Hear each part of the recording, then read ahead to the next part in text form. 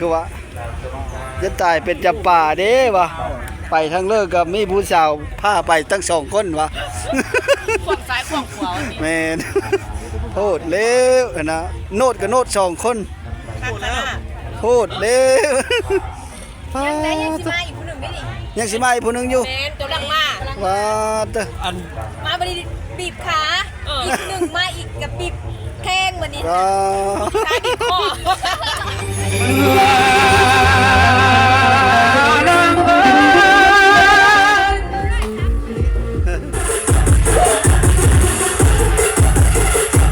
ทางติดต่อมุนซ้อเสียงผู้ไทยเอกลักษณ์ของผมเพชรเนาะขอบกับทักทายสบายดีและสวัสดีพ่อแม่พี่น้องสู้ผู้สู่คนมื้อนี้คอยบ่ม่นกะยังอยู่ได้งานพระธาตุหิงหั่งคือเก่าทุกคนเพราะว่าคือวงปีเริ่มงานที่งานลำวงย้อนยุคยังบ่แล้วงานพระธาตุหิงหั่งก็เลยยังสืบต่ออีกมื้อแรงนี่ก็สิโมน1อีกมื้อแรงนี้มื้อเพลวะอาจารย์ตีช้างน้ำนองมื้อแรงนี่เนาะนี่ก็แนะนำเพื่อรู้จักอาจารย์ดอกเพชรแดนจำพรอยู่น้ำกันนี้เข้าจักรยานได้เซลนี่แล้วก็เซลมาแต่เล่นู่เบ้เสียงผู้ไทยสบายดีแล้วก็ผู้ไทยมนต์ซอเสียงผู้ไทยแมนแล้วก็อาจารย์จะปาเสียงผู้ไทยสบายดีแน่ก็มื้อแรกนี่ก็สิได้ดำเนินงานต่อมีนักร้องสักคนสิมาลงมื้อแรกหลายบ่เป็นต้นดวงน้อยบุญอยู่ลูกแม่ของดาวันสันติพรดาวันเล่นที่สีสุพรตะวันแล้วก็เล่นนี่จะทัดจักมีแต่คนดำนครใต้ดำใต้ไก่ช้อนเถอะลายเถอะอาจารย์เนาะมุ่นซ้อเสียงผู้ไทยเบ้เสียงผู้ไทยน้ำทิมด้วยจัดดอกเพชรได้จำพรเลยว้าอย่าลืมอย่าพลาดพี่น้องมันใต้ชักขมีโมนอยู่แรงอย่าลืมอย่าพลาดมาหาวการมาลิ้นน้ำกันมื้อแรงสาวนักกุจานน้ำมุ่นซ้อเสียงผู้ไทยคนจองเลยโดยสิจัดเบิ่งจักก่อนมื้อแรงยามเมื่อฝนตกสิอันขึ้นร้องเบิ่งสัก2ก่อนมื้อแรงทุกคนนั่นเลยก็ตามลุ้นมาลิ้นน้ำกันได้คือได้เด้อโอ้คุณได้จะคือสวยแท้นักร้องนี่คนนี้ก็ดีซองเลยตอนนี้ไม่สั่งส่วนจะบ่ายซองเลยตอนนี้มาตะเว้นมื้อนี้เนาะเรียกว่าอยู่ดีมากดีหาจะเรื่องเจ็บคู่จิ๊บขี้สบายดีคือเก่าสบายดีนอนอยู่จังผู้ใดลอยตีกันยกแขนกับขึ้นเอาเลยอยู่น้ำกันก็ตีกันนี่น้องนุกก็มาเลยจะบอกกินข้าวแล้วบ่ยังเมื่อวานตอน10 โมงข้าวตอน10 โมงตื่นไว้แท้ข้าวแล้วเจ๊ยังเมื่อวานนี่เดี๋ยวสั่งปุ้นคือเก้าร้านเลือดเข้มข้นที่เขาเรียกข้าวบริสั่งมานี่โพดเร็วเพิ่มมิสออนก็ไม่ได้และเสป่านี่ผู้สาวโนด2 ฝาค้างเลยเสียได้นี่นะเสียป่าขาดมุกหมดแล้วเบิ่งดูพอตะเสียขาดมีไอ้โป้งเยอะตายเป็นจำป่ากับไรไอ้โปบ่คือว่าไอ้โป้งคือว่าจะตายเป็นจำป่าเด้วะไปทางเลิกกับมีผู้สาวพาไปตั้ง2 คนวะขวางซ้ายขวางขวาแม่นโทษเร็วนะโนดกับโนด2 คนโทษเร็วยังได้ยังสิมาอีกคนหนึ่งไม่ดิยังสิมาอีกคนหนึ่งอยู่เมนตัวหลังมาว่ามาบริบีบขาอีกหนึ่งมาอีกกับบีบแข้งวันนี้ขาบีบคอไม่ผู้หนึ่งบีบคอผู้บีบคอญาติของแท้แล้วมันผู้บีบคอนี่เนาะเขาจะมาบีบคอบ้ามีแต่ว่าของแท้ผู้ละบีบคอนะเดี๋ยวเว้านั้นต้องคนตายนะเว้านั้นป่ะบีบอันนั้นอันนี้บีบแนวอื่นนี่อันมีแต่อันคนห่างเลยจักน้อยเนาะโมเมนต์ของแท้คันของแท้นี่บีบคอก็ได้แปลว่าคือเมฆกกเมฆเขานะผู้บีบคอได้นะบอกอะไรก็ดีเนาะป่าอาจารย์จำป่าเสียป่าป้าตะโนดเฮเลยเจ็บอะไรอันนี้แบบเขาอันนี้ลายแล้วมันแข็งเลยนะรุ่นแล้วบ่ว่านี่ลันตอกแล้วบ่ คนนี้บ่บันไดติ หมอนวดเส้นเนาะ หมอนวดเส้น เส้นใดก็แล้วแต่ เส้นใดก็แล้วแต่ เพราะว่าได้เส้นกดไปกดมาโอ้ไม่ใหญ่คนยกแขนบ่ขึ้น บ่แม่นบ่โนดเด้อเจ็บนั่นไม่ใช่ เบิ้งนี้กับเบิ้งนี้มันสิต่างกันต้นนี้ มั มัน น ดึงก็จะค่อยๆเจ็บ บ่แม่นบ่โนดเด้อเจ็บซ้ำนะ จักสิถือเส้นไหนยังหมอนวดจับเส้นยังจับถือเส้นไหนกับเส้นนั้นล่ะ อ่า แต่ว่าหมอนวดจับ ไม่ได้เงานอนบ่ขึ้น เอาหน่อยนิดนึง จะนักจะเต็มน้ำแรงแต่เฮา เพราะว่าคืนสุดท้ายแล้ว มนต์ซ้อนะเพิ่นคอซองเพลงเมื่อแรกเนี่ยเพิ่นว่า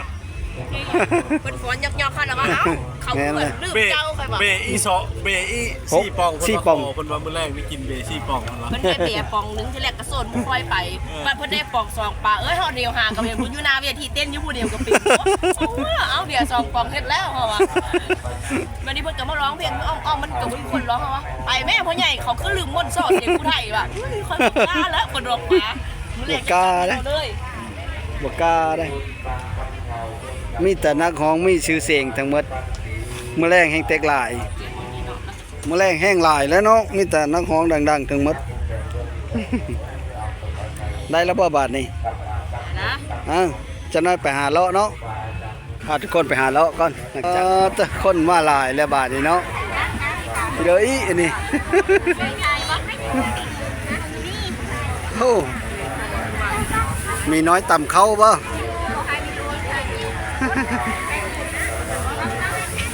โอ้ต่ำเข้าก็เป็น โอ้ต่ำเข้าก็เป็นเนาะโอ้โอ้ต่ำเข้ามีน้อยต่ำเข้าเสร็จไปแล้วบ้าน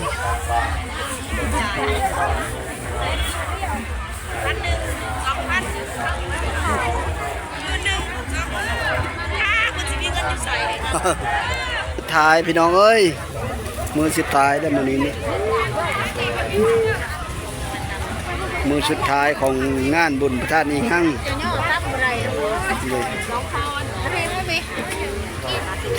อันนี้ก็คือเจดีย์โร่งเขาพระธาตุโร่งเขาทุกคน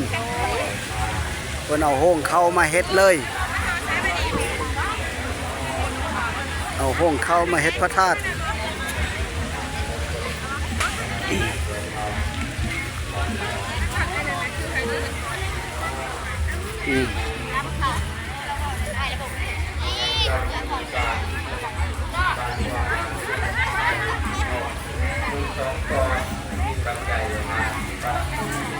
จังแม่นไปเลยคอยกระบจากทุกคนเลยตุนหมดเลยไปเลยฮะ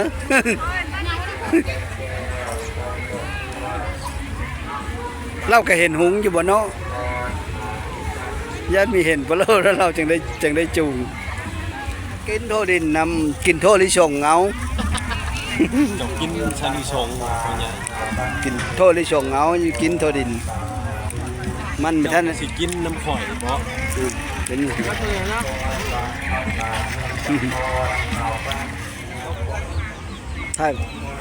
ถ้าผู้สาวน้อยก่อน สบายดีจะมีแต่คนงามๆเนาะ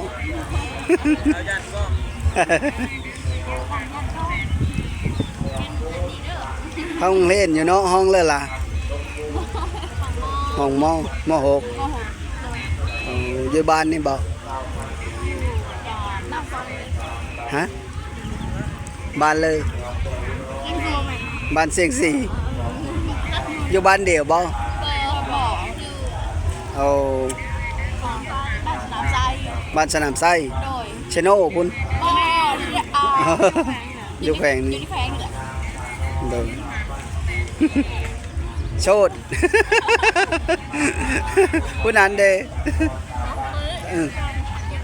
วันนี้เด้คือกันบ่เอาน่าฮักกูคนเนาะน้องนี่เด้น้องไปเลยน้องไปเลยน้องคิมโอ้งามมาลีนี่โชดเนาะนี่รถตู้เฮาก็มาแล้วรถวงดนตรีเฮาก็มาแล้ว บ่ได้นอนเลย เมื่อต่ออีกไว้ต่ออีก ไปต่ออีกมื้อแต่นี้นะโอ้ไปเบิ่งตั้งเคิงน้ำกัน โอ้หมอลำหัวได้เป็นไง หมอลำมื้อแรกนี่นะมีดาวดวงน้อย จะได้เห็นตัวเป็นๆแล้ว แมนแล้วก็มีอันบุญยูแล้วก็มีหลายๆนะที่เฮาบ่ชื่อนะ ที่ว่ามือมาปิดงาน แมนมือปิดงานเพิ่นมาซอยอาจารย์ก็เขียนเพิ่นเฮ็ดแก้เข้ามา มานะแม่ เขียน นี่ก็เขียนแก้หอเพิ่งซึ่งเมื่อวานนี้นะ ที่ฮักกับมาเตรียมลำวงเลยมาเล่น แค่คนก็ยังมาหลายอยู่ได้ทุกคนในมือสุดท้ายมือนี้นะ นี่มา แค่คนเฮาก็ยังมาหลายอยู่นี่ก็เวทีย้อนยุคแต่เฮานี่แหละมื้อแรกนี่ก็ดำเนินงานต่อตอนนี้ก็รถตู้ก็มาพอดี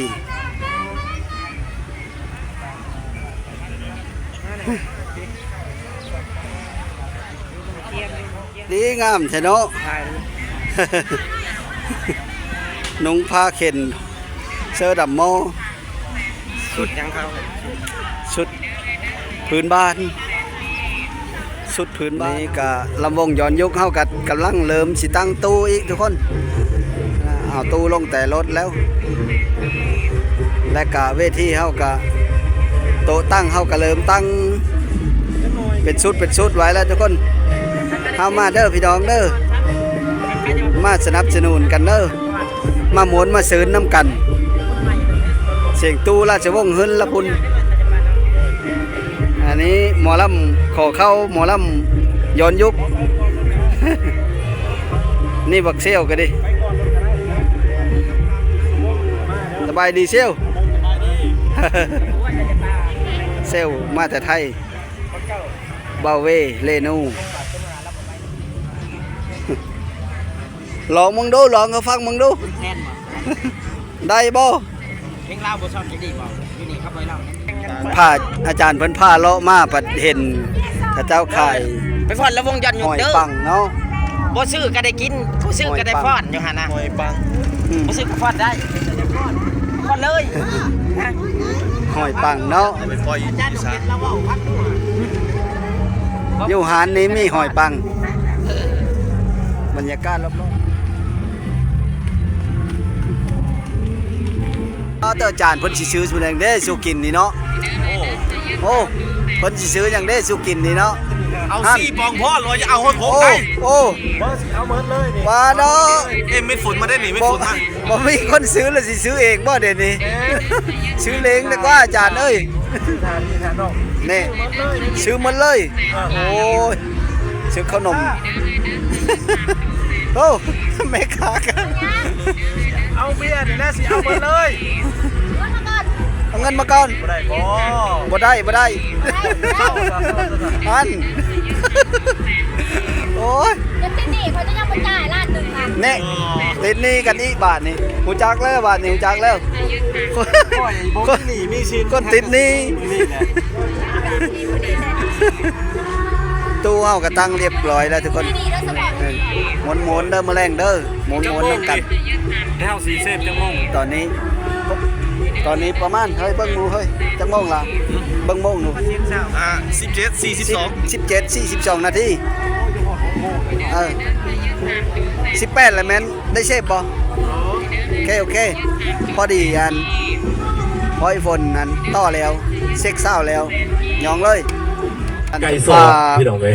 จันจะปลาเว้าแล้ว แล้วก็มีทั้งบาเวเสียงผู้ไทยแน่พี่น้องนอ คนท่านได้คำได้มืดไปเลยทุกคนแต่ว่าคนเริ่มแต่เข้ามาแล้ว อนี้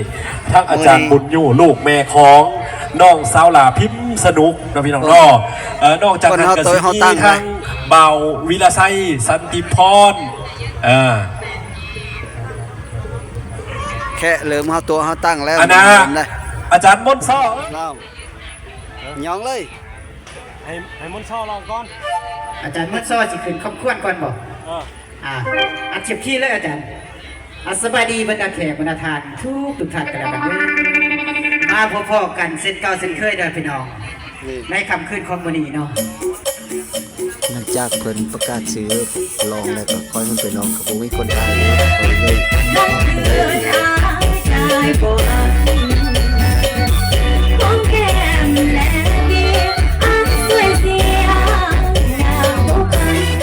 อย่าเฮาฟังน้ำลายก็ย่านมันผิดกฎก็เลยเอาซ้ำนี้ทุกคนมีราคาสมน้ำหน้าที่อยากเกิดมาจนหลังจากน้องพิมพ์สนุกลงกับไอ้ดำคำโลขึ้นโตแต่ว่าข้อยก็บ่สามารถสิเฮาฟังเสียงสดได้ทุกคนเพราะว่าย่านมันผิดกฎโมนแท้ๆได้ทุกคนโมนอะไรแต่ไอ้ดำคำโลเราก็บ่ได้ขี้องขี้คุยนักร้องศิลปินที่โด่งดังไปแล้วเติบและไอ้ดำคำโลก็คือห้องอัดอยู่เวียงจันทน์ก็แม่นห้องอัดเพิ่นมีแล้วก็อยู่สวรรค์ก็มีตอนนี้เพิ่นก็กำลังสร้างอยู่หลัก12นี่ตอนนี้ก็ดิเพิ่นกำลังสร้างห้องอัดอยู่หลัก12พระราชห้างนี้แหละทุกคนจันอยู่มาแล้วเสด็จเราเบียด เฉพาะไปเมื่อวานนี้เพราะเซโกนกัน ไปแล้วไปละผู้วางเซโกนมาเตรียมเด้อผู้วางเซโกนเด้อเสียหาย จัน เรา อยู่ไหน แต่ว่าคำนี้เดี๋ยวผู้วางเซโกนท่าสกัดผู้วางเซโกนท่าอยู่ไสบ้านนี่ ผมเจอเลยนักร้องดังทุกคนจันบุญยูลูกไม่กอง เห็นแล้วอันผู้ขี้ง่ายนะบอกเพราะเซโกนมาจารย์ จะมาเอาจักหน่อยจะเห็นไม่มี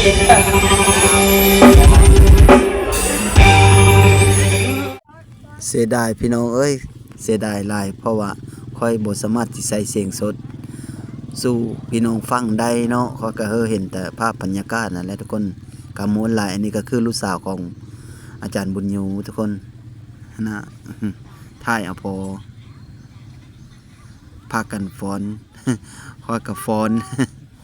ค่อยแล่นี่นะทุกคนนะใส่ชุดประจำเผ่าค่อยสิมีชุดประจำโตวค่อยเองนะเพราะว่าค่อยตัดชุดใส่เรียบร้อยเลยค่อยมักเนี่ยนี่เวลามีงานมีการแล้วค่อยใส่ชุดแบบนี้แหละค่อยมักขนาดม้วนลายฝนอาจารย์บุญยูเพิ่นล่ำสารวัตรทุกคนล่ำสารวัตรบ่ล่ำตั้งหวายขอเงินเม่นะขอเงินเม่เสียค่าห้องก็เลยยองเลยเกี่ยวห้ามไปแถวนี้แหละ ม้วนกับม้วนเป็นม้วนเลยบรรยากาศยังคึกคืนเลยเมื่อคืนนี่ม้วนจะซื้อดอกคอยไม่ได้ชูกินเหล้ากินเบน้ำมูดอก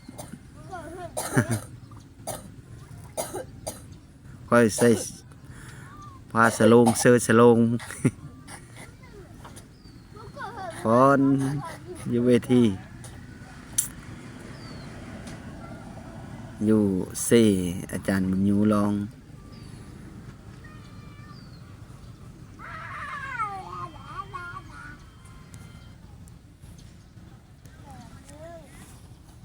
และก็มีหลายๆศิลปินมาร้องเมื่อคืนนี่ก็ม้วนอะไรทุกคนแต่ว่าข้อยก็บ่สามารถสิใส่เสียงสดได้นะก็เลย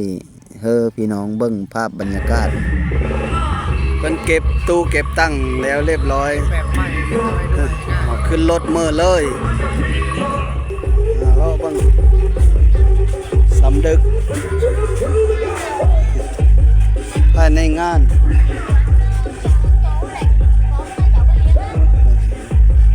ทั้งเลยเนาะขายบ่มีคนซื้อแม่นมันดึกละ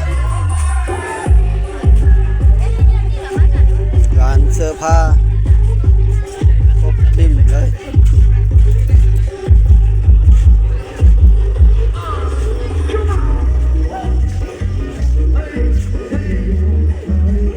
งานใหญ่เลยทุกคนเลย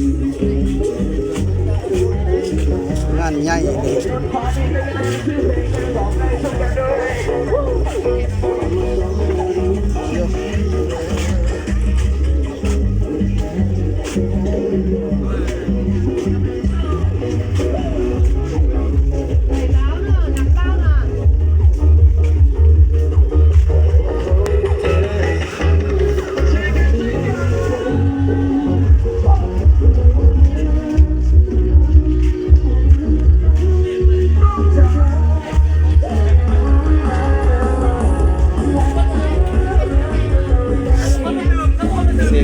ราชวงศ์ดังไปทั้งเลิกก็ได้ยินครบวงจร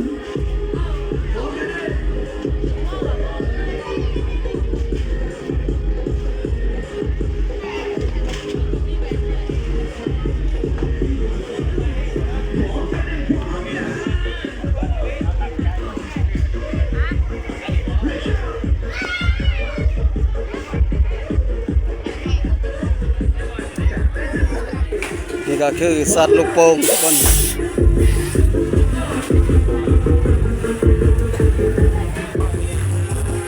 หลังจากเขาเลาะไปก็เลยไปเบิ่งวงของหนุ่มราชวงศ์ทุกคนก็โมนี่คนมันหลายทุกคนนะหลายลีคนก็ดีชีวิตคันเด็กแล้วได้นี่ล่ะมันโตแรงกว่านี่ทุกคนเพราะว่ามันโม